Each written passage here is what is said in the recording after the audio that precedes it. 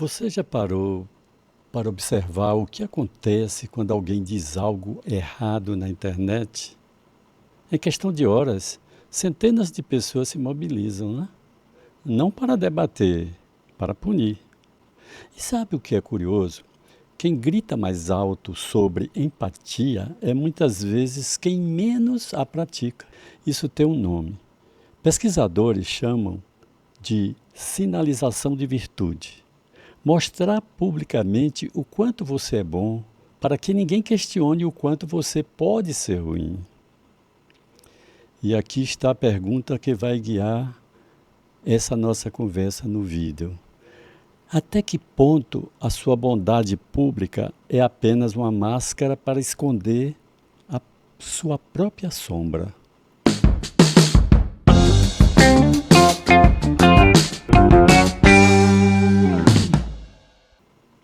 Friedrich Nietzsche e Carl Jung têm muito a dizer sobre isso. E o que eles dizem vai incomodar. Nietzsche escreveu Além do Bem e do Mal no final do século XIX, mas poderia ter escrito ontem. Ele dizia que a maioria das pessoas sofre de pensamento dogmático. Acredita em princípios morais como se fossem verdades eternas, sagradas, inquestionáveis. E a maior armadilha desse pensamento, você nunca percebe que está dentro dela. Nietzsche chamava isso de moral do rebanho, um sistema de valores construído para domesticar o indivíduo, para torná-lo dócil, previsível, inofensivo. Pense bem. Quando você julga alguém nas redes sociais, você está exercendo um julgamento moral. Mas de onde vem esse julgamento? Nietzsche nos provocava. Seus valores são realmente seus? Ou você os herdou sem questionar? Comentem aqui. Você já agiu moralmente por convicção genuína ou por medo de ser julgado? Coloque isso nos comentários.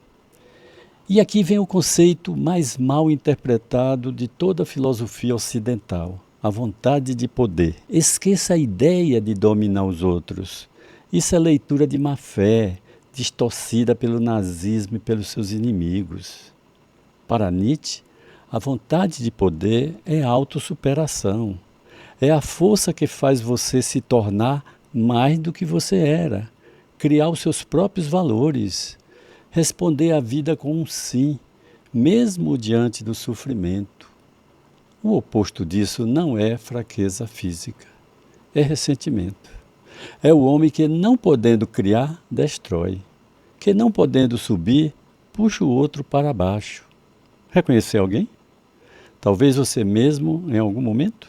Carl Jung leu Nietzsche muito. E foi a partir dessa leitura que ele desenvolveu um dos conceitos mais poderosos da psicologia moderna: a sombra. A sombra é tudo aquilo que você não quer ser, tudo que você rejeita em si mesmo. Seus impulsos, sua raiva, sua inveja, seu desejo de poder. E aqui está o paradoxo que Jung descobriu. Quanto mais você rejeita a sua sombra, mais ela te controla. Jung chamava de persona a máscara social que usamos, a imagem que apresentamos ao mundo, o profissional competente, o ativista comprometido, o cidadão de bem. Mas por trás de toda a persona existe uma sombra proporcional. Quanto maior a máscara, maior o que ele está escondendo. Agora pense nas redes sociais. Pense nos cancelamentos. Pense na fúria coletiva contra quem diz algo considerado errado. Jung tinha um nome para isso: projeção. Projetar é atribuir ao outro os conteúdos que você não suporta reconhecer em si mesmo. O preconceito que você nega ter, a agressividade que você chama de senso de justiça, a inveja que você disfarça de indignação moral. Quando toda uma comunidade se une para cancelar alguém, o que está acontecendo psiquicamente? Está acontecendo uma projeção em massa. O inimigo lá fora carrega tudo que o grupo se recusa a ver em si mesmo. O inimigo político, o desafeto digital, o herege do momento. Eles se tornam receptáculos da nossa própria sombra coletiva. E isso, meus amigos, não é justiça. É psicologia primitiva com interface moderna.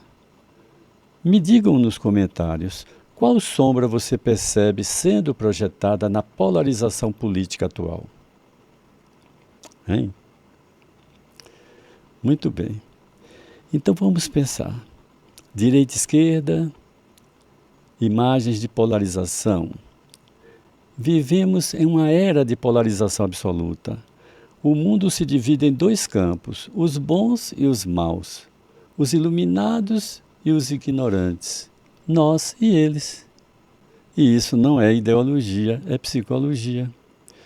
Jung chamava de conflito dos opostos a tensão inevitável entre forças contrárias que existem em toda a psique. Luz e sombra, ordem e caos, bem e mal. Essa tensão é o motor do crescimento psíquico. É desconfortável, é necessária. Mas o que fazemos hoje? Eliminamos a tensão, escolhemos um lado. Bloqueamos quem pensa diferente. Criamos câmaras de eco onde só ouvimos o que já acreditamos. Nietzsche tinha um aviso para isso. Quando você suprime a atenção, suprime também a vida. E além do bem e do mal, ele descreve o que acontece com uma sociedade que busca apenas o conforto moral, que teme complexidade, que prefere o rebanho ao espírito livre. Ela se torna medíocre, homogênea, incapaz de criar. E aqui está o paradoxo cruel. A pessoa que só quer ser boa, que foge de qualquer ambiguidade moral, frequentemente se torna perigosa. Por quê? Porque alguém que acredita ser absolutamente bom, acredita que sua crueldade é justa. A história está cheia de atrocidades cometidas em nome do bem, de inquisições, de gulags, de limpezas étnicas, de cancelamentos. A escala varia. A estrutura psíquica é a mesma. Quando você não integra a sua sombra, ela encontra outra forma de se expressar, sempre com a fantasia de estar do lado certo. Difícil de ouvir isso, não é? Pode comentar. Essa dinâmica de sua própria vida ou no seu grupo. Então, o que fazer com tudo isso? Nietzsche não nos deu uma resposta simples. Ele nos deu um caminho e o chamou de espírito livre. O espírito livre não é o cínico que não acredita em nada, não é o nihilista que destrói por destruir. É alguém que criou seus próprios valores, com consciência, com coragem, com honestidade brutal consigo mesmo. E Jung complementa isso com o conceito de individuação. Individuação não é individualismo, não é fazer o que você quer. É o processo lento, doloroso, necessário de se tornar quem você realmente é. E para isso, você precisa encarar a sua sombra, não reprimi-la, não projetá-la, não performar a sua ausência nas redes sociais. Integrá-la. E aí, meus amigos, precisamos da individuação no século XXI. A individuação no século XXI é o ato heróico de olhar para dentro antes de apontar para fora. É perguntar, será que o que me irrita no outro existe em mim de alguma forma?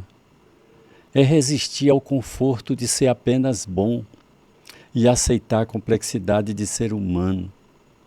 Nietzsche dizia que a filosofia de cada pessoa é uma autobiografia.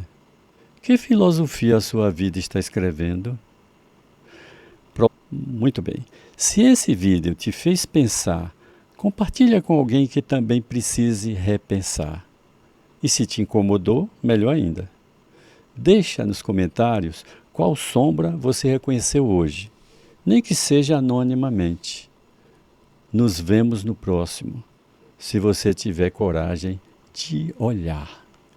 Se esse percurso entre Nietzsche e Jung, entre a sombra e a individuação, ressoou em você, talvez você esteja pronto para ir além de um vídeo. O Instituto Jungiano da Bahia existe desde 1991. Pioneiro no ensino acadêmico da obra de Jung aqui na Bahia. São mais de 3 décadas formando psicólogos, terapeutas e profissionais que levam a psicologia analítica para a clínica, para a educação, para a vida. Temos os cursos telepresenciais. São cursos de pós-graduação. Acontecem em formato telepresencial, com toda a estrutura de um ambiente virtual completo para você estudar de onde estiver, sem abrir mão do rigor acadêmico. E com algo que importa, transparência na certificação. As pós-graduações lato sensu são certificadas pela Faculdade de Yoga Magic, credenciada pelo MEC. Formação séria, documento reconhecido. O IJBA, o Instituto Jungiano da Bahia, oferece o curso presencial de arte-terapia, um mergulho na expressão simbólica, na criatividade e no processo terapêutico, com certificação pela Escola Baiana de Medicina, que é referência na área de saúde.